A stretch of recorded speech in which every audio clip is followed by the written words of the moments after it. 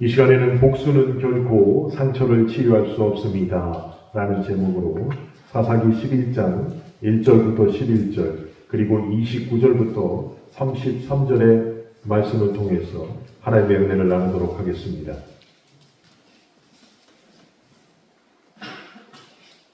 먼저 사사기 11장 1절부터 11절의 말씀을 함께 읽겠습니다.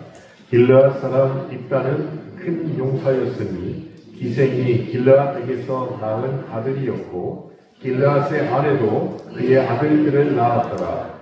그 아내의 아들들이 자라매 입다를 쫓아내며 그에게 이르되 너는 다른 여인의 자식이니 우리 아버지의 집에서 기업을 잊지 못하리라 한지라. 이에 입다가 그의 형제들을 피하여 돕 땅에 거주하매 잡료가 그들에게로 모여와서 그와 함께 출입하였더라. 얼마 후에 암몬 자손이 이스라엘을 치려하니라. 암몬 자손이 이스라엘을 치려할 때에 길르앗 장로들이 입다를 데려오려고 돕 땅에 가서 입다에게 이르되 우리가 암몬 자손과 싸우려 하니 당신은 와서 우리의 장관이 되라 하니 입다가 길르앗 장로들에게 이르되 너희가 전에 나를 미워하여 내 아버지 집에서 쫓아내지 아니하였느냐. 이제 너희가 환난을 당하였다고 어찌하여 내게 왔느냐 하니라.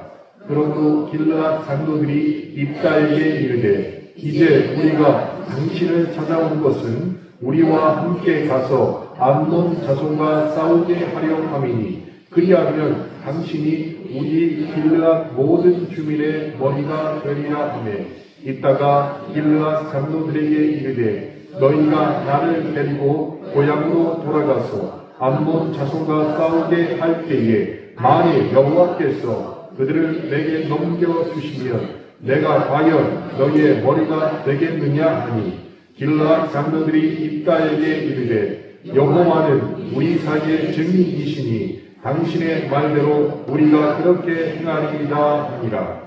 이에 입다가 길르앗 장로들과 함께 가니 백성이 그를 자기들의 머리와 장관을 삼은지라. 입다가 미스바에서 자기의 말을 다 여호와 앞에 아뢰니라. 29절부터 33절의 말씀도 함께 읽겠습니다.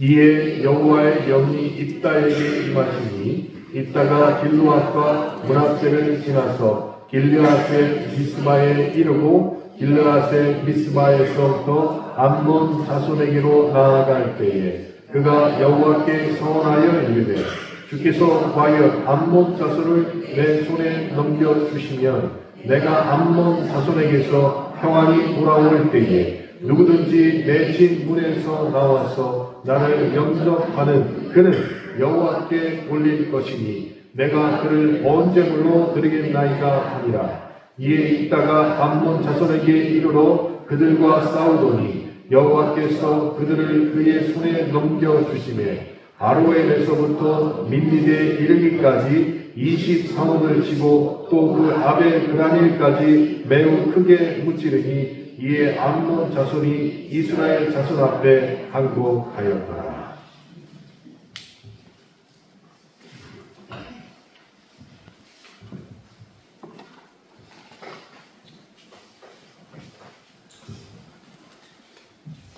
어제 오후 3시에 목동에 있는 박이비인후과라는 병원이 있는데 그 병원에서 대전 중부지방에 개척 예배를 드렸습니다. 병원장이신 분이 신학교를 졸업하시고 그곳에서 개척 예배를 드리셨어요. 병원에서. 제가 축사를 하러 다녀왔는데 그분이 55년생이십니다. 55년생이면 은퇴를 준비해야 될 나이인데 신학교를 늦게 졸업하시고 이제 아들과 함께 박이비인후과를 운영하시면서 교회를 영원한 교회라고 개척을 하신 거예요. 그래서 도대체 축사를 이걸 어떻게 해야 될까? 어떻게 해야 될까? 저희 지방에도 55년생 목사님들이 계십니다. 그분들이 다 지금 이제 은퇴를 준비할 나이인데 제가 하나님 앞에 축사를 어떻게 해야 될까요? 고민하다가 하나님의 영감을 주셨습니다. 55년생이면 목회하기에 딱 좋은 나이다. 그래서 제가 그 얘기를 했어요. 그랬더니 그 박상열 전도사님이신데 그분도 은혜를 받았지만 그곳에 마지막에 축도하시러 오시고 또 격려사 하러 오신 다른 두 분 55년생 목사님이 계셨는데 그분들이 더 큰 은혜를 받으신 광무사 때문에 내가 5년 더 해야 되겠다. 그렇게 은혜를 주시더라고요. 사랑하는 여러분, 하나님이 보시기에는 우리가 생각하는 것보다 하나님이 우리를 보실 때 더 깊게 우리의 마음을 감찰하실 줄로 믿습니다.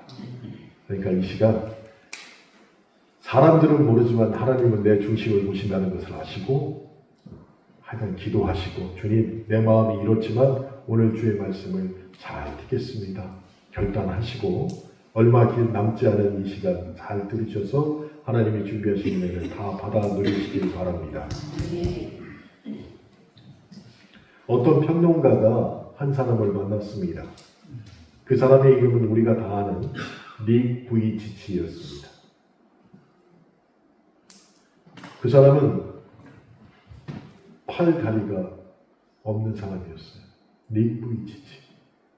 그런데 그 닉 부이치치를 만나서 이렇게 얘기를 했습니다. 그는 스티브 잡스보다 감동적인 사람이다 라고 말이죠. 태어날 때부터 테트라 아멜리아 병으로 팔다리가 없이 몸통만 가지고 태어난 사람이 닉 부이치치입니다. 그러니 누가 봐도 절망적인 환경이었습니다. 누가 봐도 저 사람은 더 이상 안 돼 라는 사람이었습니다. 그런데 그 사람이 별명이 생겼는데 별명이 희망 전도사입니다. 그리고 팔 다리가 없는데 세계를 누비고 다니고 있습니다. 몇 년 전에는 우리나라에도 왔습니다. 그리고 수차례 교회에서도 간증했고 강연을 통해서 행복과 기쁨이 과연 무엇인가에 대해서 우리에게 전해주고 갔습니다. 닉 부이치치가 강연하기 위해서 설교하기 위해서 강단에 올랐으면 대부분 많은 사람들은 그를 쳐다보면서 하고 안타깝게 바라봅니다. 그런데 그 안타까움은 조금만 지나면 웃음으로 변하게 되었습니다.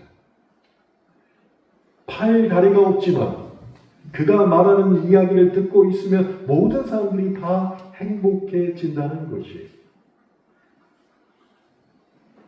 그런데 세상에는요, 말을 들으면 행복하게 하는 사람이 있는 반면에 입만 벌리면 사람들을 불행하게 하는 사람도 있습니다.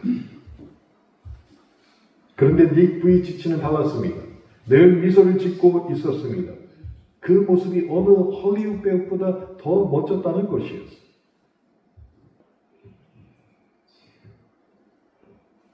닉 부이치치의 부모님은 세르비아 출신이었는데 신실한 목회자였습니다. 목사님을 아버지로 두고 있었는데도 불구하고 이 닉 부이치치가 8살 되었을 때 이미 3번이나 자살 기도를 했습니다. 그런데 죽지도 쉽지 않았어요. 팔다리가 없으니까 목도 못 졸라요. 어딜 갈 수도 없어요. 8살이었는데도 벌써 3번이나 죽을 결심을 하고 자살 시도를 했다는 것이에요. 그런데 그의 부모가 그럼에도 불구하고 신실하게 그를 믿음으로 양육했습니다. 그리고 나서 정상인이 다니는 중고등학교를 계속 보냈고, 그리고 그 학교에서 모두 다 학생회장을 지냈으며 대학에 가서 회계와 경영을 전공하게 되었습니다. 15살 때 이 사람은 예수님을 인격적으로 만나게 되었습니다. 그리고 19살 때 사람들 앞에 서서 처음으로 연설을 하게 되었습니다. 그가 쓴 책인 허그라는 책에서 이런 내용이 있습니다. 나는 어렸을 때 내 몸을 보며 이렇게 생각했다. 나는 대학에도 들어갈 수 없을 거야. 나는 직장도 얻을 수 없을 거야. 예쁜 아가씨를 만나 춤도 출 수 없을 거야. 나는 아이를 가질 수도 없을 거야. 그런데 한 분이 내 생각 속에 들어와 이 모든 생각을 다 뒤집으셨다. 그리스도가 들어오자 하나님은 이 모든 것을 가능하게 하셨다. 이렇게 고백을 하게 되었습니다. 사랑하는 성도 여러분, 그리스도인에게 상처와 아픔은 결코 독과 가시로 남지 않습니다. 그리스도인들도 상처와 아픔을 당할 수밖에 없습니다. 그러나 세상 사람들과 틀린 것은 세상 사람들은 받은 상처와 아픔으로 마음에 독이 쌓이게 되지만 그리스도인들은 받은 상처와 아픔이 결코 내 마음속에 독과 가시로 남을 수 없게 된다는 것이 비록 팔과 다리가 없다고 할지라도. 왜냐하면 주님은 그 아픔을 통해 오히려 더 창조적인 삶을 살아갈 수 있도록 우리를 인도하시기 때문입니다. 오늘 우리가 함께 읽은 사사기 본문에서는 상처 입고 버림받은 한 사람의 이야기를 그려내고 있습니다. 상처 입고 버림받았습니까? 그냥 그렇게 우울한 가운데 살면 되는 거 아니겠습니까? 라고 하나님께 말할 수 있겠지만 하나님께서는 그 사람을 이스라엘의 구원의 도구로 쓰시기로 작정하시고 그를 쓰셨다는 것이 어떤 사람이요? 상처 입은 사람. 입다는 길르앗 지방에 살았던 길르앗이 기생에게서 얻은 아들이었습니다. 자, 길르앗이라는 지명이 있었고 그 지명 안에 사는 사람 중에 한 사람 이름이 또한 길르앗이었어요. 그런데 우리가 가지고 있는 성경에는 기생이라고 번역되어 있잖아요. 근데 히브리어 원문 성경을 보면 조나라는 단어를 쓰고 있기에 메춘부였습니다. 그러니까 입다의 엄마가 메춘부였습니다. 그리고 길르앗의 서자로 그 집에 들어가게 되었습니다. 원치 않은 나이로 태어난 이복 형제들과 그리고 동네 사람들로부터 어릴 때부터 나의 창녀의 자식아라고 놀림을 받게 되었어요.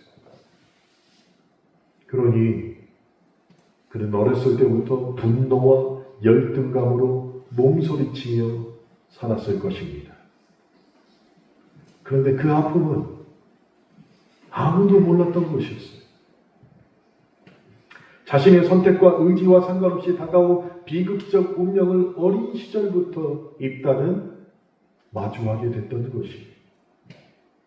더군다나 본처의 아들들이 자라서 자신들의 유산 중 일부를 입다가 차지하는 것이 너무너무 싫어서 이 배다른 형제인 입다를 결국 쫓아나게 됩니다. 그래서 입다는 고향집에서 쫓겨나 돕당으로 가게 되었습니다. 여러분, 집에서 쫓겨난다는 거 상상이나 해보셨습니까? 제 후배 중에 하나가 있었는데 참 재밌게 잘 놀아요. 그래서 저하고 오래간만에 만나서 늦은 시간까지 이 얘기 저 얘기하고 놀았습니다. 그리고 이제 헤어지자 겨울이었어요. 저는 집에 도착해서 전화를 했지요. 어떻게 잘 들어갔냐 그랬더니 저 현관에 누워 있습니다. 이게 무슨 소리냐 그랬더니 너무 늦게 들어갔더니 문을 안 열어준다는 거예요. 그래서 외투를 바닥에다 깔고 그 바닥에 탁 누워서 계속 서서 노크질하면은 팔이 아프니까 누워서 노크를 계속 열어줘 하고 그래서 걱정이 돼서 내가 갈까? 아니래요. 그럼 너 들어가면 전화해라. 1시간 반 후에 전화가 들어왔습니다. 겨울에. 거의 2시간 동안 밖에서 문 열어달라고 계속 두들겼더니 그래도 들어갔잖아요. 근데 입다는 그 아픔을 안고 있던 집에서 이제 쫓겨나게 되었던 것이. 그런데 입다는 자기가 집에서 쫓겨났음에도 불구하고 비관에 빠져 주저앉지 않았다는 것을 우리가 주목해야 됩니다. 다시 말해서 입다는 하나님에 대한 믿음을 그 어려운 상에서도 잃지 않고 있었다는 것이에요. 그리고 나서 누가 가르쳐 주지도 않았는데 자신의 현재 자리에서 최선을 다하는 것이 무엇인가를 생각하고 그 길을 가게 되었습니다. 이것을 한마디로 줄이면 무엇이냐? 입다는 어떤 상황에서든지 하나님을 기억했다는 것입니다. 하나님을 기억했습니다. 하나님을 기억했다는 것입니다. 그 기억을 통하여서 어떤 상황에서든지 하나님을 기억함으로 말미암아 결국 그는 백성을 구원하는 그 일에 하나님에게 쓰임받게 되었다는 것입니다. 그로 인해서 원망과 복수심으로 인생을 어둠 속에서 불태울 수도 있었던 입다였는데 오히려 그 과정을 통해서 민족을 구한 영웅이 될 수 있었던 것입니다. 그러니 입다가 복수하지 않았음으로 인하여 하나님이 그를 사용하셨다는 것입니다. 그러면 입다가 어떻게 복수하지 않았을까요? 늘 하나님을 기억하고 있었다는 것입니다. 늘 하나님을. 우리는 이 예배 시간에 한 가지만 기억했으면 좋겠습니다. 복수가 아닌 최선을 다하는 삶에 하나님이 주목하신다는 것을 오늘 기억했으면 좋겠습니다. 복수가 아닌 최선을 다하는 삶에 하나님이 주목하신다. 그러기 위해서는 어떤 상황이 있든지 우리가 하나님을 기억해야 한다는 것이에요. 앞서 말씀드린 것처럼 입다는 고향인 길르앗을 떠나서 돕 땅으로 갔습니다. 돕은 길르앗에서 약 24km 떨어져 있었습니다. 지금으로 말하는 시리아 땅이 돕입니다. 그런데 말이 떠난 것이지 사실은 쫓겨난 것이었습니다. 이쯤 되면 입다는 복수와 증오의 화신이 될 만합니다. 거기에다가 내가 만약 힘을 얻게 되면 바로 행동을 보여주어서 너희들 다 진멸하리라 작정해도 무방한 상황이었습니다. 그런데 이따가 정말로 돕 땅에 가자마자 큰 영향력을 끼치는 인물이 되었습니다. 입다 주변에 그와 똑같은 상처를 가진 버림받은 자들이 소문을 듣고 모여들기 시작한 것이에요. 오늘 본문 3절을 보니까 이에 입다가 그의 형제들을 피하여 돕 땅에 거주하매 잡류가 그에게로 모여와서 그와 함께 출입하였더라 라고 기록을 하고 있습니다. 잡류가 뭘까요? 잡류. 길거리에서 고성 지르면서 연약한 사람들을 막 때리고 누가 가요? 그러면 여러분이 뭐라고 얘기합니까? 저런 잡놈의 새끼라고 얘기하잖아요. 같은 뜻이에요. 잡류는 떠돌아다니던 온갖 부류의 젊은이들을 일컫는 표현입니다. 일정한 거처도 없고 떠돌아다니는 젊은이들. 그런 사람들이 입다에게로 몰려들었고 입다의 힘이 됐고 게릴라 부대를 만들게 되었던 것이에요. 그럼 우리나라에도 입다와 같은 사람들이 있죠. 누가 있을까요? 홍길동, 임꺽정, 일진에. 입다가 지금 그런 위치에 올랐다는 것이에요.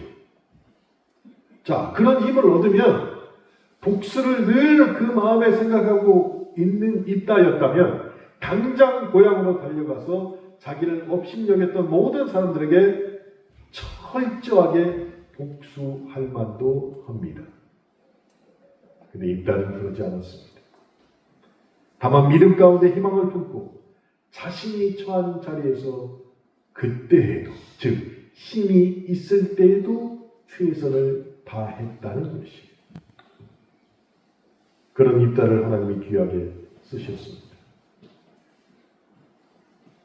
제가 제 동생이지만 곽재봉 목사에게 한 수 배웠습니다. 곧 가니까, 가면 또 언제 볼지 모르니까 얘기해도 되잖아요. 이금배 집사님하고 김희한 집사님이 목회자 주일을 맞이해서 목사님들 식사 대접하고 싶다고 벼르고 계셔서 갔습니다. 얼마나 감사한 일이에요. 아니, 노인분들이 젊은 목사들 식사 대접하는데 얼마나 감사한지. 저도 속으로 그래, 초대받아서 가지만 계산은 내가 해야지 생각을 하고 있었어요. 그래서 이제 맛있게 먹었는데 내가 계산하기 전에 들어가자마자 곽재봉 목사 미리 계산을 하고, 그런 이금래 집사하고 김혜한 집사님이 얼마나 당황스러워야 되는데 아니었어요.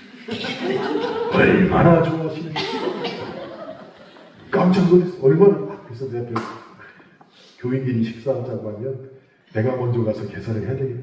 그러면 더 기뻐하신다는 것을 배우게 되었어요. 배우게 됐어요. 근데 제 마음이 너무 기쁜, 제 마음. 그 동생 목사에게 배웠어요. 마음이 더 기쁘려면은 식사 자리를 할지라도 초대받아 갈지라도 먼저 섬기는 것이 내 마음이 더 기쁘구나. 알고 있었지만 더 배웠던 것이 참 감사합니다. 그러니 어떤 자리에서도 최선을 다한다는 것, 말로는 쉬울 것 같지만 본인 몸에 행동하지 아니하고 본인 것을 손해보지 아니하면 행할 수 없는 것이에요. 그런데 그거보다 더 어려운 게 뭐냐? 복수를 참는 게 더 어렵다는 것이. 특별히 더 어려운 건 내가 억울한데 복수를 참는 것은 너무너무 힘든데 그 일을 해냈더니 하나님께서 이때를 사용하셨다는 것이.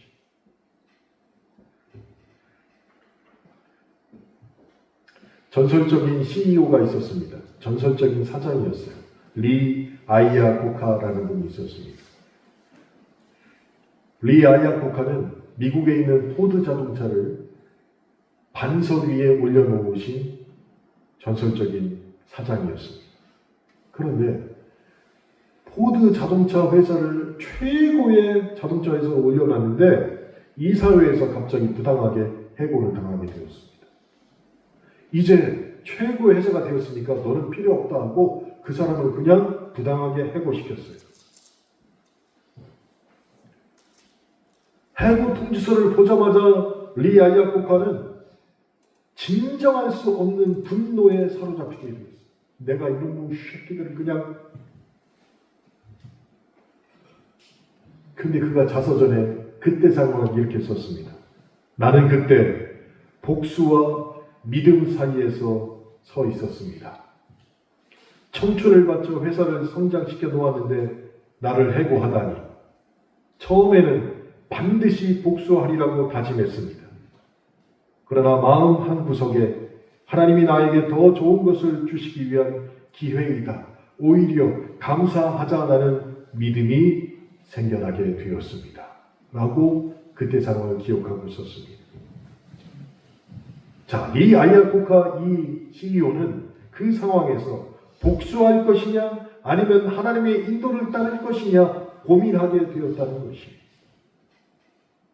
그렇게 복수와 믿음 사이에서 며칠 동안 밤을 새운 그가 마침내 믿음을 선택하게 되었습니다. 이따처럼 말이죠.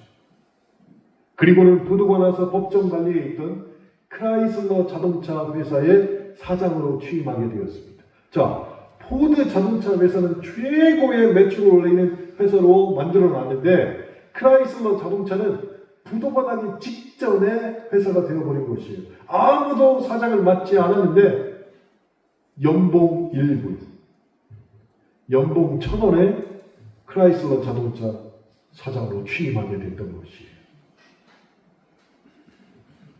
그리고 나서 마침내 크라이슬러 자동차 회사를 재건하는 신화를 쓰게 되었습니다.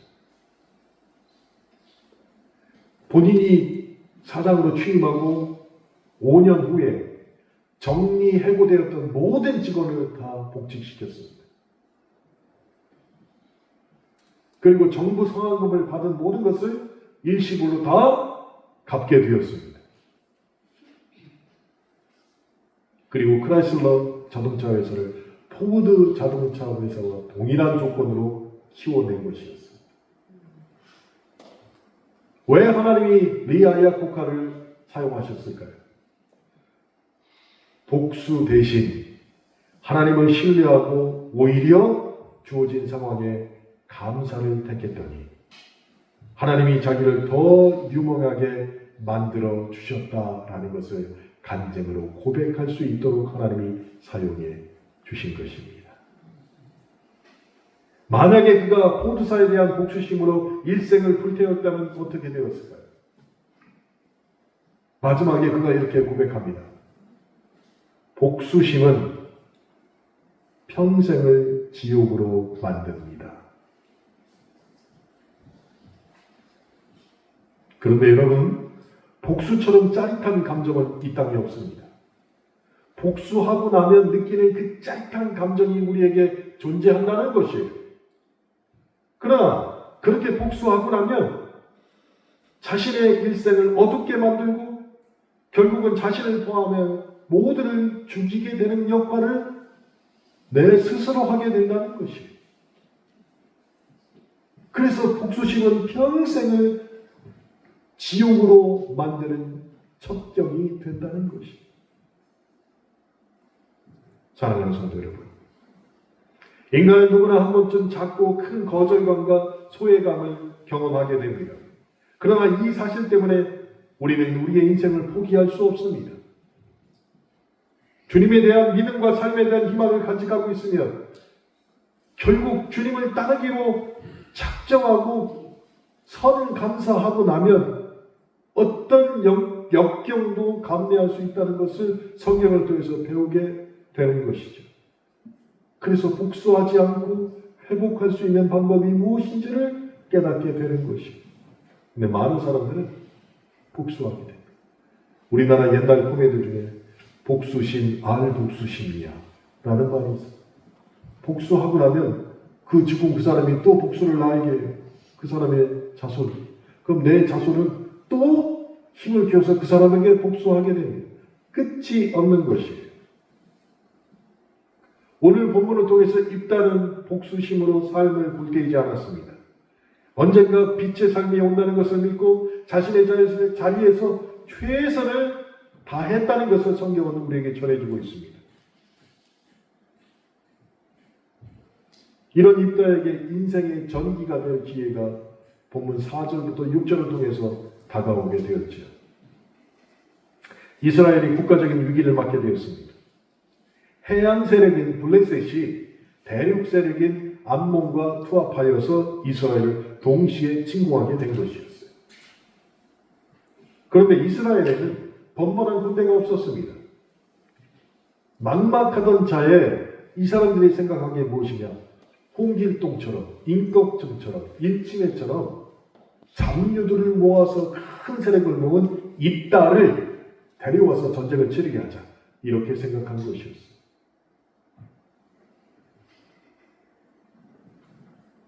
(7절) 말씀에 입다가 길앗 장로들에게 이르되 너희가 전에 나를 미워하여 내 아버지 집에서 쫓아내지 아니하였느냐? 이제 너희가 환난을 당하였다고 어찌하여 내게 왔느냐? 이런 말씀이 있습니다. 나를 쫓아낼 때는 언제고 이제 와서 나에게 도움을 왜 또 요청하는가? 이런 말이죠. 그런 입다의 심정이 어땠는지는 충분히 우리가 이해할 만합니다. 이때가 사실은 입다에게 복수의 기회가 찾아온 것이었습니다. 모른 척하면 됩니다. 모른 척하면. 자, 우리가 사는 가정에서도 언제든지 가정의 십자가를 꼭 그 사람이 지는 사람이 있어요. 그 사람이 나다 하는 사람을 손들어 보세요. 우리 가족에서 언제든지 십자가 오면은 그 십자가는 내가 진다? 그렇죠.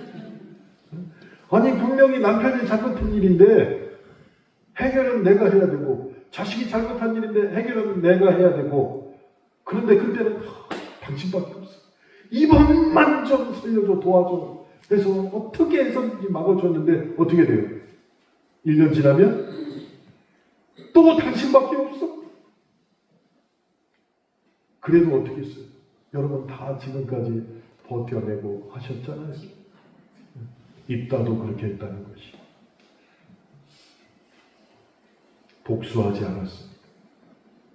충분한 기회가 있었는데 복수하지 않았습니다.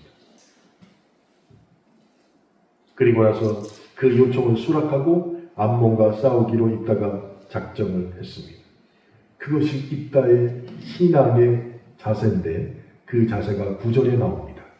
입다가 길앗 장로들에게 이르되 너희가 나를 데리고 고향으로 돌아가서 암몬 자손과 싸우게 할 때에 만일 여호와께서 그들을 내게 넘겨주시면 내가 과연 너희의 머리가 되겠느냐 하니 힘으로 싸우는데 자신의 힘이 아니라 여호와의 힘으로 싸운다고 말한 신앙의 자세, 이게 입다의 자세였다는 것이에요.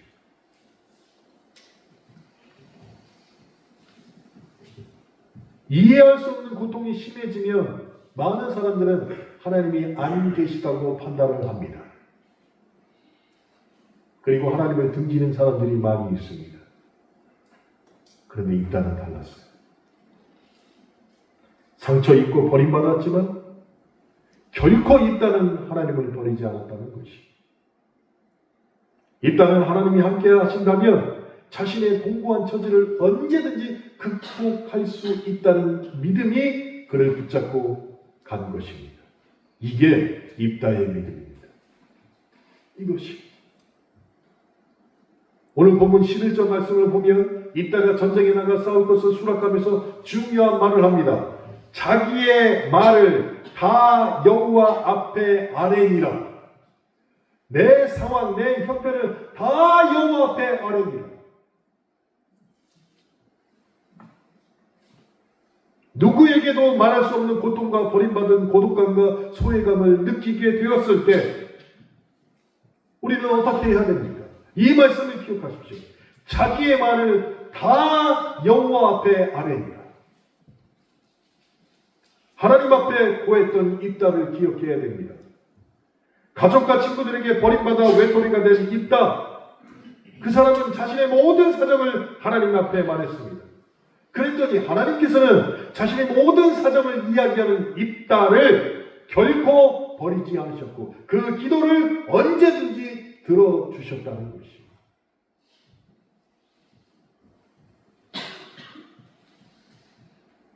사랑하는 성도 여러분, 성령이 임하기 전에는 너무나도 평범했던 사람이 성령과 함께 놀라운 능력의 사람이 되는 것을 성경을 통해서 그리고 우리 주변에서도 보게 됩니다.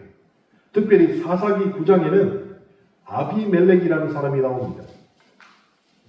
그런데 그에게는 여호와의 영이 임하는 것이 아니라 악한 신이 임했습니다. 여호와의 영이 임하는 게 아니라 악한 신이 임했더니 아비멜렉은 몰락해 가게 되었습니다. 입다는 뭐라고 했죠? 자기의 사정을 여호와 앞에 다 아뢰었다고 했잖아요. 그럴 때 하나님이 사용하시고 쓰임받게 하시고 더욱더 존귀하게 했는데 사사기 9장에서 아비멜렉은 악한 신이 임했더니 그가 멸망에 갔다고 얘기하고 있습니다. 그런데 아비멜렉은 악한 신이 임하기 전에는 정말로 잘 나가는 사람이었어요. 그런데 그 잘 나가던 아비멜렉에게 악령이 임하자 그의 인생이 급반전하게 되었습니다. 그래서 죽음의 길로 들어가게 됩니다. 근데 반대로 믿음을 잘 지킨 입다에게는 여호와의 영이 임하자 또한 급반전하게 되는데 승리의 길로 들어가게 된다는 것이에요. 그러니 죽음의 길로 갈 것인지 승리의 길로 갈 것인지는 악한 신이 임할 것인지 여호와의 신이 임할 것인지가 결정하게 된다는 것이.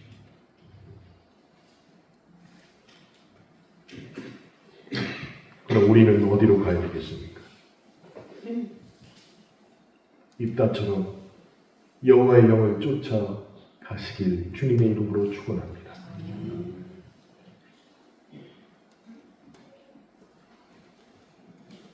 입다도 그런데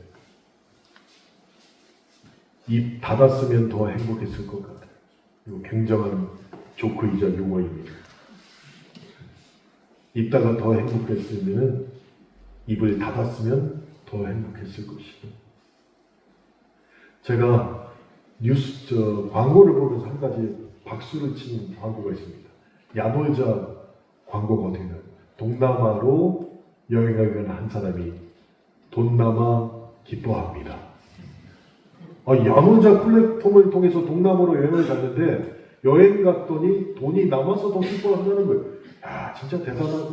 그래서 저도 똑같이 썼습니다. 입다가 더 행복하려면 입 닫아야 행복했습니다.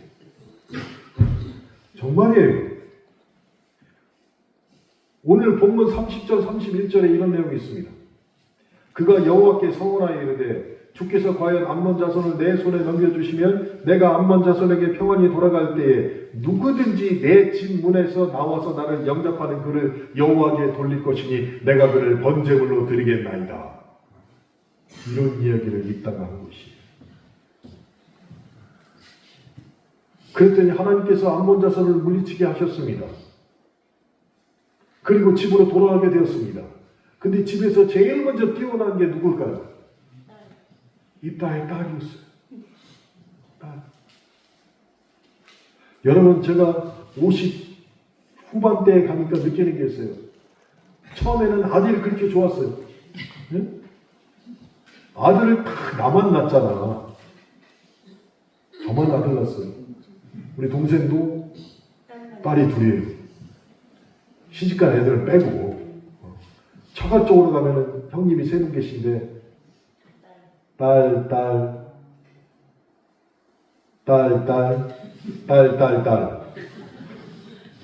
우리 집만 아들 딸. 처음에는 아들 낳은 게 얼마나 다행인지.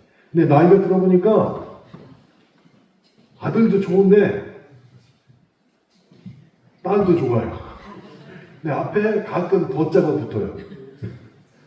똑같이 좋은데 더자가 누가 더 많이 딸이 더. 이번에 더 느꼈습니다. 이사 예배 드리러 갔는데 이수경, 이은경, 이인수 셋이 딱 쓰니까 거실이 꽉 차. 막 그래서 든든한 거예요. 용준이가 제일 날씬해. 세 딸이 딱 있으니까 겁날 게 하나도 없는 것처럼 나도 든든한데 이동원 집사님하고 송구장 집사님은 얼마나 든든하시겠냐. 입다도 암몬 자손을 물리치고 하나님에게 쓰임받아서 집에 왔는데 하나님 앞에 입을 잘못 놀렸더니 제일 먼저 환영하러 온 사람이 자기 딸이었다는 것이. 그런데 이 서원을 놓고서 하나님한테 이 손을 놓고서 신학적 논쟁이 굉장히 많습니다. 지금까지도.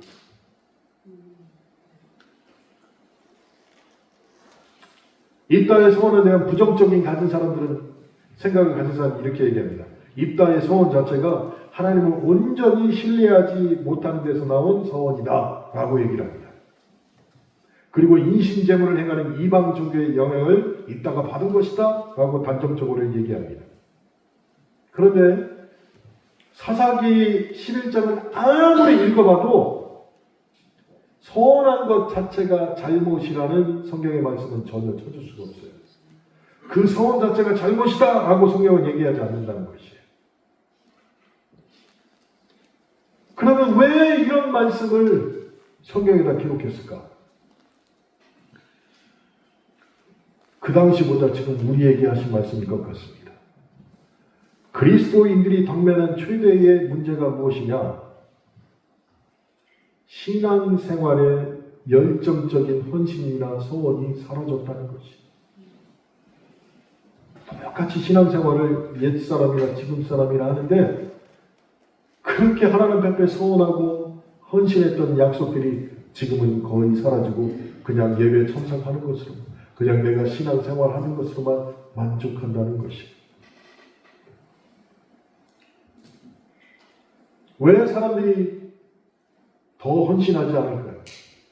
아무리 생각해도 하나님 앞에 서원이 없기에 헌신하지 않는다는 것이. 그렇다고 해서 서원의 남발과도 그리고 기복적인 서원을 위해서 남발하는 것도 옳지 않다고 저는 생각합니다. 그런데 주님에 대한 사랑으로 인해서 하는 서원은 우리에게 있어야 된다는 것이. 내가 주님을 위해서 멋지게 이 인생을 살겠습니다 라고 하나님 앞에 평생 살면서 서원하지 못하면, 그런 결심을 하지 못하는 사람이 있다면 하나님 보시기에 어떻겠냐는 것이. 그러니 저는 그렇게 생각합니다. 입다의 서원 그 자체는 잘못한 게 아니라는 것입니다. 그런데 입다가 서원했죠? 뭐라고 서원했습니까?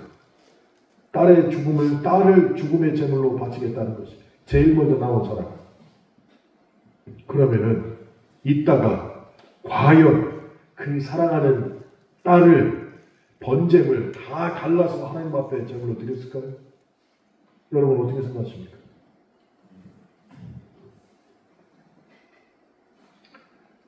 오늘 본문에는 포함되지 않았지만 사사기 11장 37절부터 38절에 이런 말씀이 있습니다. 또 그의 아버지에게 이르되 이 일만 내게 허락하사 나를 2달만 버려두소서. 내가 내 여자친구들과 산에 가서 나의 처녀로 죽음을 인하여 애곡하겠나이다 하니 그가 이르되 가라 하고 2달을 기한하고 그를 보내니 그가 그 여자친구들과 가서 산에서 처녀로 죽음을 인하여 애곡하고. 이게 입다의 딸이 한 말이라고 성경에 기록되고 있습니다. 그 중에 제일 문제가 되는 게 무엇이냐? 처녀로 죽음을 인하여 라는 구절에서 나오는 죽음이라는 단어 때문에 그렇습니다. 39절에서도 뭐라고 나옵니까? 남자를 알지 못하고 죽으니라. 39절에 보면. 그러니까 처녀로 죽으니라 이런 뜻이잖아요. 죽음이라는 단어가 37절, 38절, 39절에 계속 나와요. 그러니까 이 성경을 읽는 사람은 이 딸이 죽었구나 이렇게 생각할 수밖에 없습니다. 그런데요, 사사기 11장에 나오는 이 구절은 오역된 번역입니다. 오역된 번역이 잘못된 것이에요. 히브리어 성경을 아무리 찾아봐도 37절, 38절, 39절에 죽음이라는 단어가 전혀 나오지 않습니다.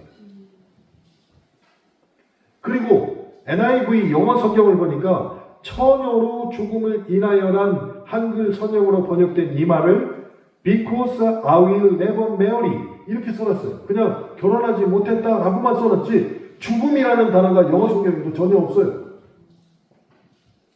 그러니 내가 결혼을 하지 못한 것 때문에 라고 번역해야 되는데 우리는 거기다가 죽음을 갖다 딱 써놓은 거예요. 그러니 입다의 딸이 번제물로 드려졌구나 이렇게 연상할 수밖에 없습니다. 그런데 많은 구약학자들이 이 입다의 서원을 두고서 해석을 어떻게 하느냐? 입다의 딸이 죽은 게 아니라 입다의 딸을 성막에서 평생 수종드는 사람으로 입다가 드렸다라고 견해를 내놓고 있다는 것이에요. 예를 들어서 신명기 12장 31절에 보면은 인신제사를 하나님이 엄격히 금하셨습니다. 제가 읽어드리겠습니다. 내 하나님 여호와께서는 내가 그와 같이 행하지 못할 것이라. 그들은 여호와께서 꺼리시며 가증히 여기시는 일을 그들의 신들에게 행하여 심지어 자기들의 자녀를 불살라 그들의 신들에게 드렸느니라. 하나님은 인신제사를 받지 않으십니다. 그런데 입다가 자기 딸을 드렸을 리가 만무하지 않습니까?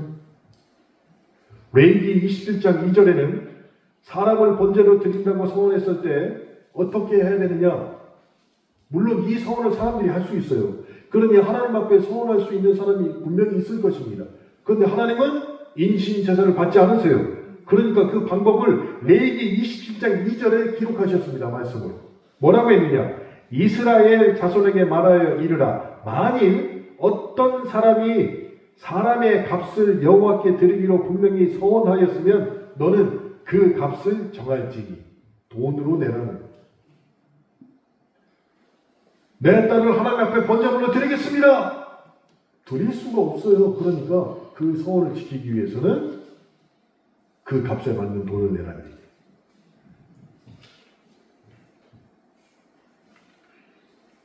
그런데 하나님이 말씀하시기 전에는 이스라엘에서는 전통적으로 사람을 얼마든지 바칠 수가 있었습니다. 다시 말해서 인간을 하나님 앞에 바치는 서원 전통이 존재하고 있었다는 것이에요. 그런데 그것은 사람의 피를 흘려 희생하는 것이 아니라 하나님을 위해 전적인 희생 제사로 내 사랑하는 딸과 아들을 드리겠습니다 라고 말로 서원하는 것입니다. 우린 지금도 그러고 있어요. 예를 들어볼까요? 신앙 좋은 부모님이 첫 아들을 하나님 앞에 바치겠습니다 라고 얘기합니다. 근데 아들을 하나만 낳은 게 아니라 셋을 낳았어요. 셋을 낳았는데 첫 아들을 바치겠다고 했는데 첫 아들이 너무 공부를 잘 서울대를 갔어. 그러니까 얘가 서울대를 가는데 대학원도 가야 돼요. 첫째는 서울대를 갔어요. 둘째는 카이스트를 가는데 셋째는 공부를 너무 안 해서 고등학교 간신히 졸업했는데 셋째 아들을 하나님 앞에 드리겠어요. 여하튼간에 우리 그렇게 소원을 바꿔서 한다는 얘기예요. 신앙 좋은 부모님들은 아들을 목사로 애한테는 물어보지도 않고 하나님 이 아들 하나님 앞에 바칩니다. 네, 목사로 바칩니다. 이렇게 서원합니다. 그 아들이 동의하지도 않았는데 근데 본인은 서원을 해버린 거예요. 자, 이따가 자신의 딸을 하나님 앞에 번제물로 바칩니다. 누가 나올지 모르지만 그 사람에게 동의를 구한 적 있어요? 없지. 근데 하나님이 인신제사를 받지 않으시니까 그 값을 정하여 내라니 이렇게 피할 길을 다 주셨습니다. 그래서 그를 성막의 수종자로 딸을 보냈다라고 구약학자들은 얘기하고 있습니다. 그러니 사사기 11장 특별히 37절, 38절, 39절을 읽으면서 이 어마무시한 얘기를 읽으면서 이 본문의 강조점이 이따의 딸이 죽었느냐 살았느냐 여기에 있지 않다는 것이 제대로 알아야 됩니다. 졸리더라도 빨리 깨서 알아야 돼요. 그래서 나중에 가서 누가 이따가 사람을 죽였대 자기 딸을 그때 뭐라고 해야 돼요? 아이고 그러게 말이요. 이 사람은 오늘 예배 시간에 잔 거예요. 분명히 얘기해 주셔야 됩니다. 가장 중요한 건 이따의 딸이 죽고 사는 문제가 아니라 이따가 하나님께 약속했고 서원한 모든 것을 지켰다는 것이 더 중요하다는 것이. 그게 중요하다는 것이.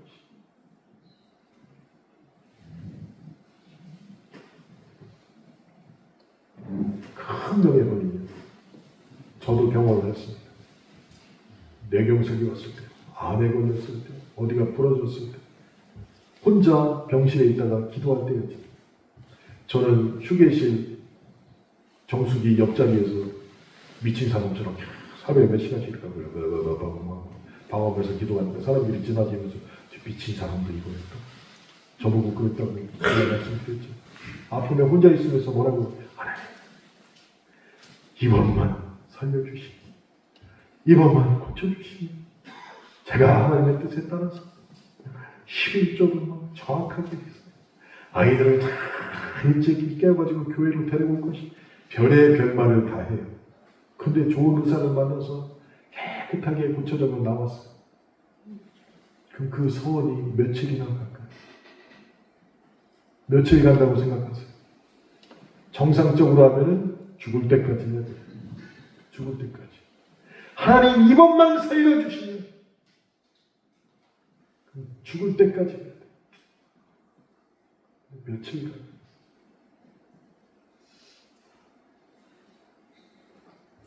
저의 주치의가 이런 얘기를 합니다. 목사님, 모든 환자가 목사님만 같으면 좋겠습니다. 왜요?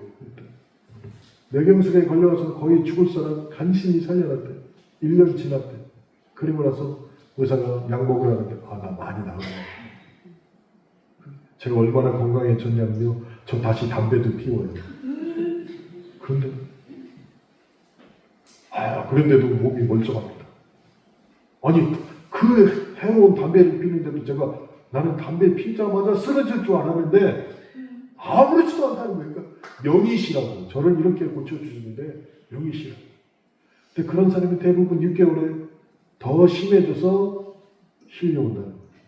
근데 목사님은 한 번도 불평하지 않고 주는 약 다 먹고 체열하는 것도 뭐 괜찮다고 그러고 한국 병원에 제가 소문이 났어요. 저를 피를 뽑는데 간호사가 와가지고 뽑는데 신입 들어온 간호사 남자 이쪽에다 11번 이쪽에다 12번을 결국 못 뽑았어. 아무 말도 안 했어. 마지막 몇 번이요? 26번째인가? 25번째인가? 수간호사가 와가지고 한 번에 뽑았어. 복사님 얘기를 하시지 다른 사람을 바꿔달라고. 얘기 안 했던 이유가 내 딸도 내 아들도 쟤하고 나이가 비슷한데 쟤네도 사회 나가서 실수 많이 할 텐데 내가 거기서 승질내면서 야이 이랬으면 제가 어떻게 하지? 근데 내가 참아봤어요. 참았더니 더 이상은 못 참겠어. 내가 수간호사 불러달라고 그랬어. 조금 말로 할 때 불러달라고. 너 이러다 나 죽이겠다.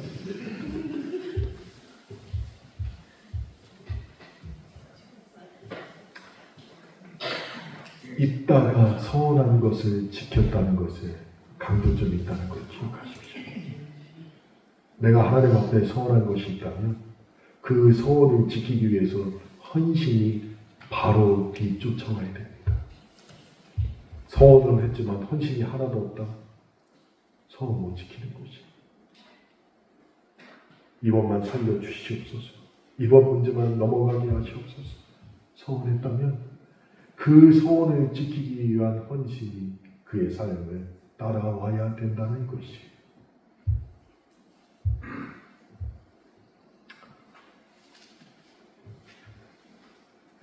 앞부분에 말씀드렸던 닉 부이치치가 빌리 그레함 목사님이 살아생전에 두 분이 만나셨는데 빌리 그레함 목사님이 닉 부이치치에게 이렇게 얘기했습니다.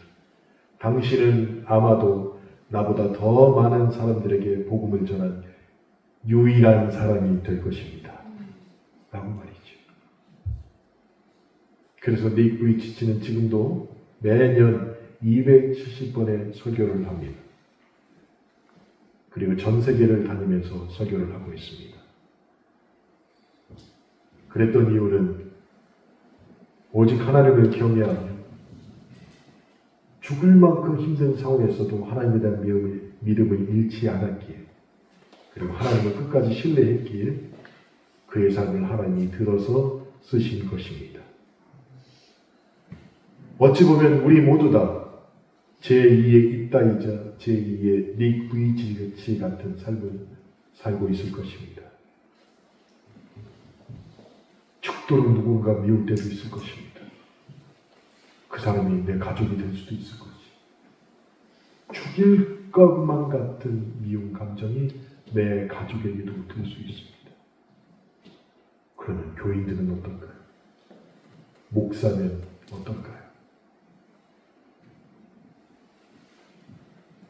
그때 결국 복수를 통하여서 지옥의 삶을 만들지 마시고 하나님을 믿는 끝까지 신뢰하는 삶을 통하여서 하나님이 들어 쓰시는 사람으로 살기를 주님의 이름으로 축원합니다. 함께 기도하시겠습니다.